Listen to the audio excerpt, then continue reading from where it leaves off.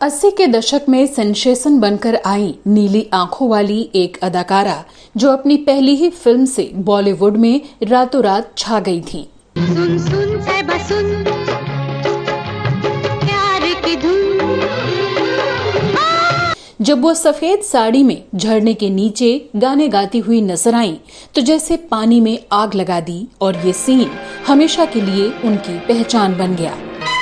कोहरे की चादर लपेटे हूँ, पानी में खुद को समेटे हूँ। उस दौर की दूसरी हीरोइनों से अलग थोड़ी पहाड़ी, थोड़ी फ्लैशी दिखने वाली एक खूबसूरत एक्ट्रेस जिनके अजीबोगरीब विवादित सीन देने की वजह से उनके नाम के साथ पहली ही फिल्म से बोल्ड और भड़काऊ होने का ठप्पा लग गया था। राम तेरी गंगा मैली हो गई।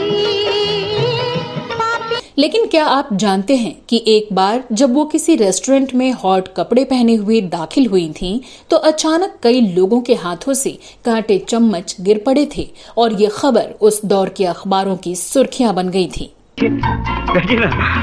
Thank you. Are you comfortable? हाँ। क्या आपको पता है कि उनकी वजह से ही कपूर खानदान में जबरदस्त झगड़ा हुआ और बेटे राजीव कपूर ने हमेशा के लिए पिता राज कपूर से बातचीत बंद कर दी थी। और क्या आप यकीन करेंगे कि अंडरवर्ल्ड डॉन दाऊद इब्राहिम से रिश्ता सामने आने और फिल्म मेकर्स को धमकी दिलवाने के गंभीर आरोपों के चलते इस एक्ट्रेस को काम मिलना बंद हो गया और जबरदस्त बायकॉट के बाद इन्हें बॉलीवुड छोड़ना पड़ा था। मैं जा रही हूँ। कॉलेज छोड़कर? नहीं, ये शहर छोड़कर। इतना जलील होने के बाद मैं किसी को अपना मुंह दिखाने लायक नहीं रही मुन्ना। क्यों इस अदाकारा ने अचानक एक बौद्ध मॉन्क से शादी कर ली थी और किस डर के चलते ये 26 साल तक बॉलीवुड से गायब रहीं?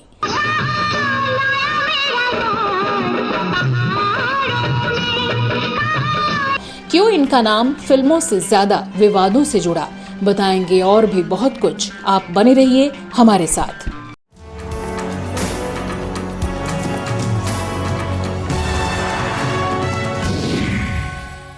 नमस्कार दोस्तों, मैं हूं श्वेता झा और आप देख रहे हैं फिल्मी बातें। आपके सामने पहली बार आई हूँ, देखिए हुस्न क्या।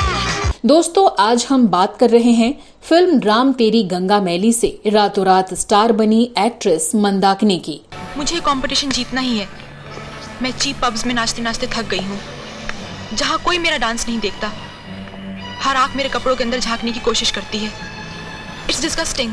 जब भी एक्ट्रेस मंदाकिनी की बात होती है तो फिल्म राम तेरी गंगा मैली की याद जरूर आ जाती है और साथ ही वो सीन भी आंखों में तैरने लगता है जब मंदाकिनी सफेद लिबास में झरने के नीचे नहा रही थी। बाहों के घेरे में, मन के बसेरे में आ जा रे। ये फिल्म सुपरहिट रही थी और ये झरने वाला सीन मंदाकिनी के साथ हमेशा के लिए जुड़ गया था।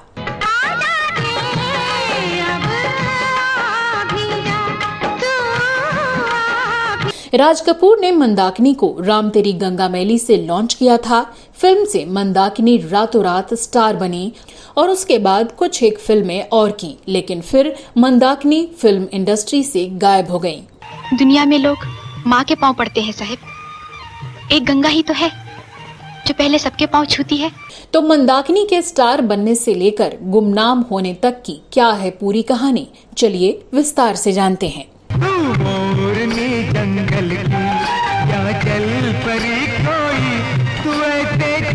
मंदाकिनी का जन्म 30 जुलाई 1963 को मेरठ में एक एंग्लो इंडियन परिवार में हुआ था।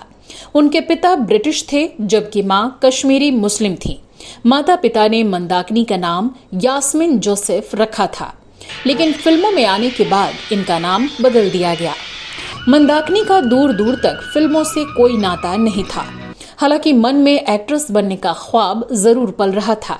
इसी ख्वाब के साथ जब मंदाकिनी बॉम्बे पहुंची तो किसी भी आउटसाइडर की तरह उन्हें भी काफी स्ट्रगल करना पड़ा। कई प्रोड्यूसर्स और फिल्म मेकर्स ने उन्हें ऑडिशन में रिजेक्ट कर दिया। आखिर में राज कपूर की नजर मंदाकिनी पर पड़ी और उन्होंने उन्हें राम तेरी गंगा मैली में लेने का फैसला किया। तब मंदाकिनी की उम्र 22 साल थी। तभी बॉलीवुड के ग्रेट शोमैन कहे जाने वाले राज कपूर ने उनका नाम बदलकर मंदाकिनी रख दिया और फिल्म में अपने बेटे राजीव कपूर के अपोजिट कास्ट किया।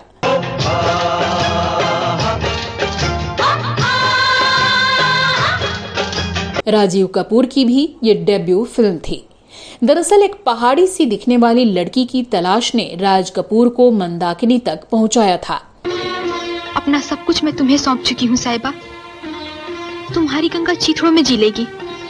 बस एक विनती करती हूँ, अपनी गंगा को मैली मत होने देना। राज कपूर ऐसे नए चेहरे की तलाश में थे जो एकदम मासूम दिखता हो और पहाड़ी परिवेश उसके हाव भाव में नजर आए।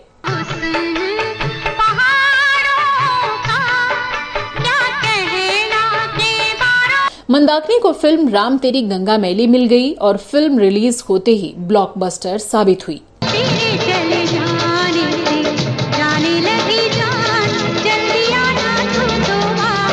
हालांकि इस फिल्म में मंदाकिनी के झड़ने वाले एक हॉट सीन पर खूब बवाल हुआ। झरने के नीचे मंदाकिनी पतली सफेद साड़ी में नजर आईं, जिससे उनकी बॉडी साफ झलक रही थी। कोहरे की चादर लपेटे हूँ, पानी में खुद को समेटे हूँ। इस सीन को लेकर तब खूब विवाद हुआ और इसे 80s के हिसाब से काफी बोल्ड माना गया। तो साथ ही फिल्म के एक दृश्य में उन्हें अपने बच्चे को फीड कराते हुए दिखाया गया था, जिस पर लोगों ने जमकर आपत्ति की। हो सके तो सो जा मम्मी, हो सके तो। मंदाकिनी इसे करने के लिए कैसे तैयार हुई थीं, कहना मुश्किल है।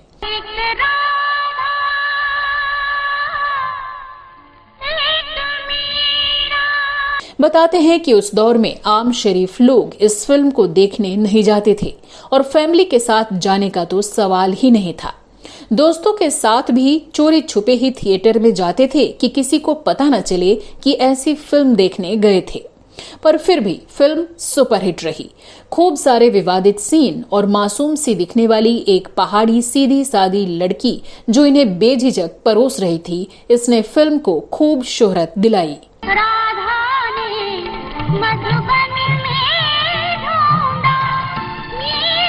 लेकिन आपको ये बता दें कि मंदाकिनी के बोल्ड सीन्स की वजह से ही इस फिल्म को सेंसर बोर्ड से पास करवाने में खासी मशक्कत भी करनी पड़ी थी।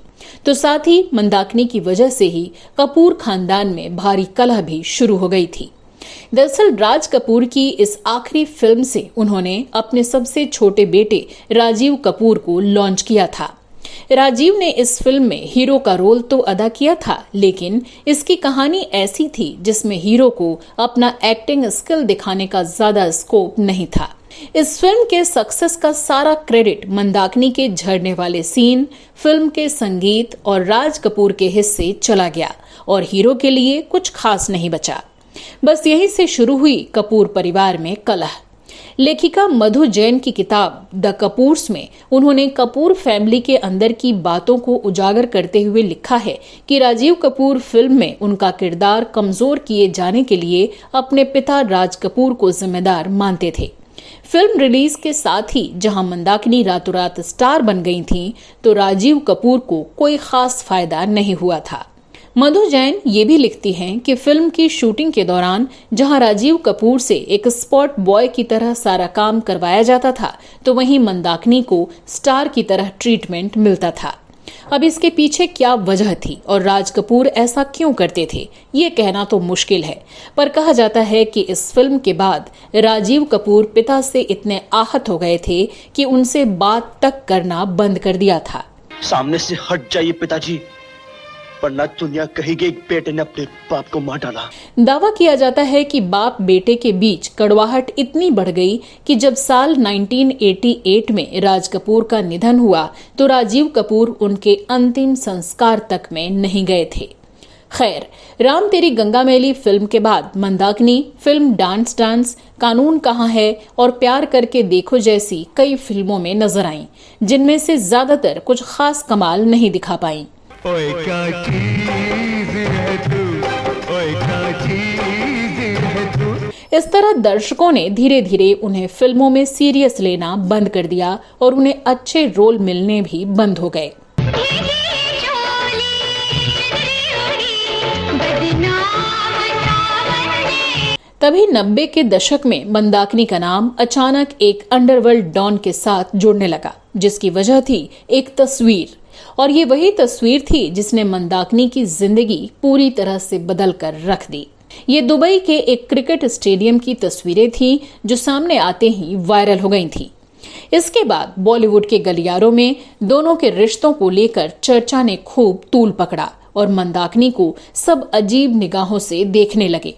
कुछ ने उन्हें देशद्रोही तक कह डाला तो कुछ लोगों ने उनके माता पिता के धर्म और परवरिश पर भी सवाल उठाए।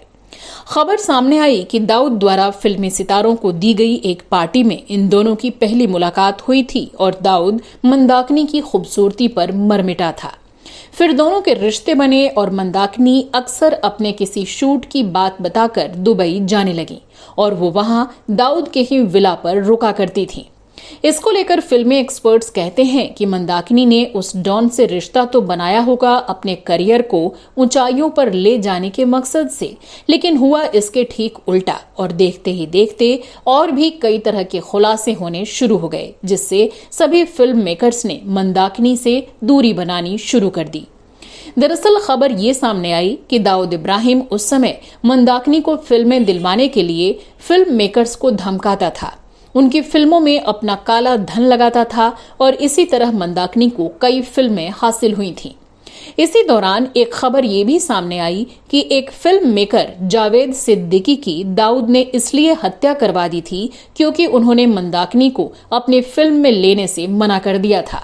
बताते हैं कि मुंबई बम धमाकों में जब दाऊद इब्राहिम का नाम सामने आया तब वो मोस्ट वांटेड क्रिमिनल बन गया। इस दौरान पुलिस ने मंदाकिनी से भी पूछताछ की क्योंकि कथित तौर पर उन्हें दाऊद की गर्लफ्रेंड माना गया था।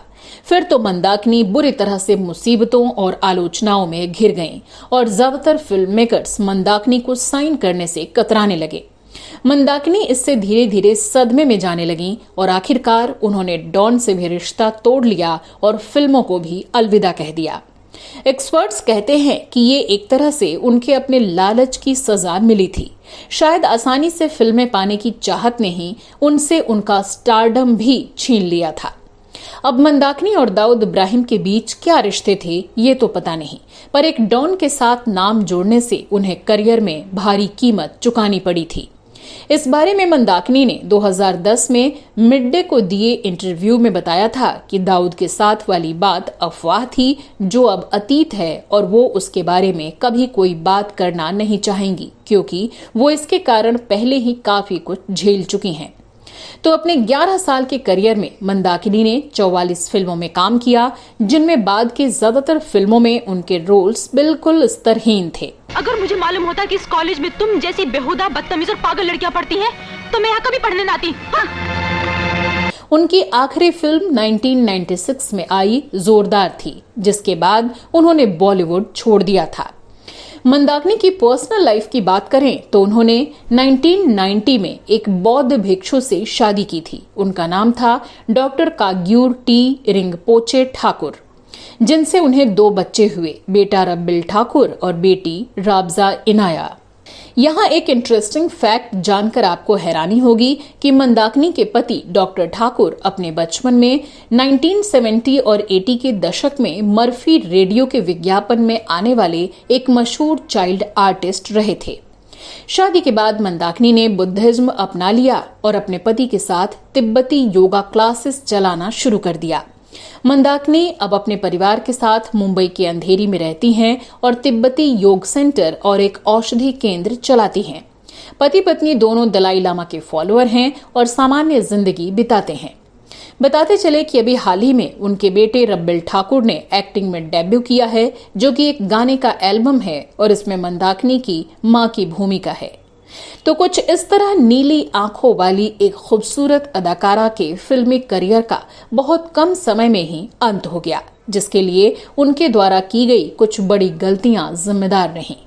तो दोस्तों, आपको हमारा आज का ये शो कैसा लगा कमेंट बॉक्स में लिखकर जरूर बताइएगा।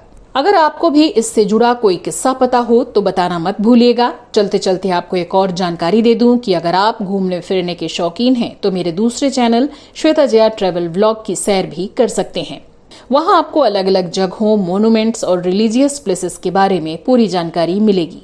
तो अब दीजिए अपनी दोस्त और होस्ट श्वेता को इजाजत। नमस्कार।